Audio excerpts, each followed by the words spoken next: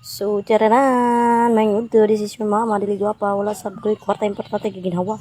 So, diring dapita, kuan day ni siya kanitong atumi sa klubinan kay mga hoy mi. Iwas na jud mi sugnod ani. Di may mi dato ani para magasol-gasol mi.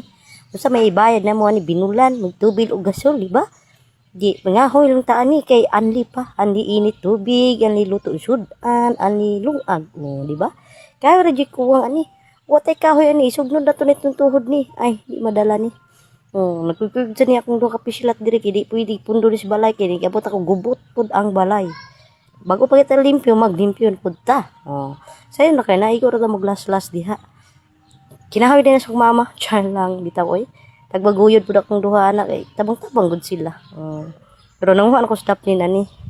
Shout out to you mama. Akong gikuha ang tulo ka palwa diri ah. Kay wa koy uga. Puro man nabasa akong kinahoy diha good. Ina lang ni babon ako ni si kuan, tungtong ako ni si babaw sa mga abuhan, o di ba? Masukan na siya, maugar na siya kadugayan, paitan, yung paborita. Kay ug bagasol-gasol ta na, wa na tay sudan ani, wa tay pilit bugas. So dire lang sa ta, ni kamot sa tagkahoy diring dapita.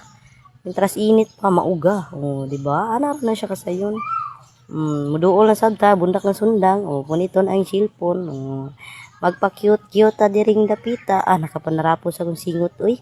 Grabe yung kakapoy di ay ng mga hoy. Thank you everyone.